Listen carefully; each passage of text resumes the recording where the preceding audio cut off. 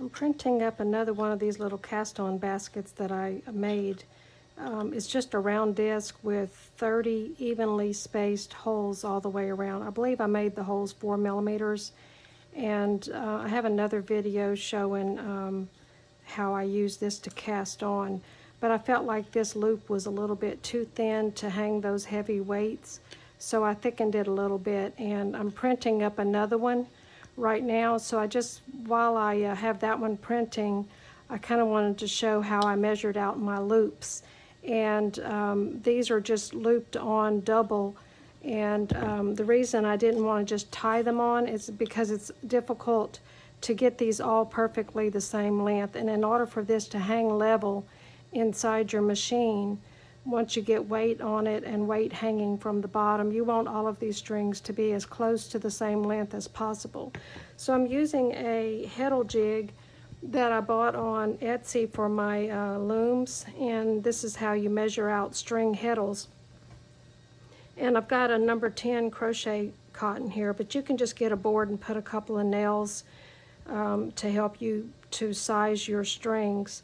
I have this about 3 inches apart, and that worked really well for my cast on. I don't want it too long because my basket would hang a little bit too far down inside the knitting. So I got my ball of string on the floor, and I just pull up a strand of it, and I just run this through twice like that so it won't slip when I tie it down. And you want to tie down at the base of the post, because if you do it up here, especially on this one, maybe with nails it wouldn't do that, but it gets smaller, it gets pulled in, so I try to shove it all the way down. And you just tie them, and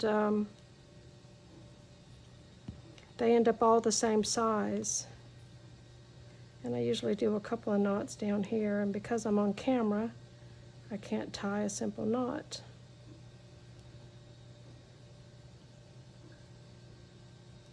And then you trim that off close to the knot, but not so much that it'll come untied.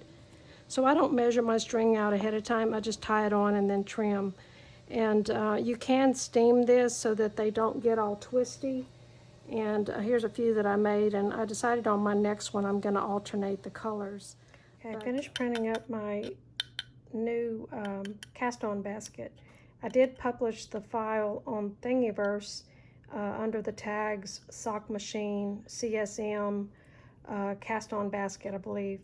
I'm not sure how to put the link in YouTube, but hopefully you can find it on Thingiverse. But I just did a simple loop to tie it on, and you just put your hook through, and I like to grab the knot and pull it through first so that I can end up with it close to the edge. And so while the knot is on the hook, I go ahead and put the other loop on. So I have them both on the hook, and then I pass the knot over so that it will end up down there by the edge. And then you can put some glue. I used hot glue so it would dry really fast, but any kind of glue that's fast drying, put a dab of that on the knot so it doesn't keep slipping like this, it doesn't keep slipping off. So on this one I'm going to alternate colors. I think it'll help me to not skip loops when I'm hanging them on the machine. But really that's all there is to putting the loops on your little basket.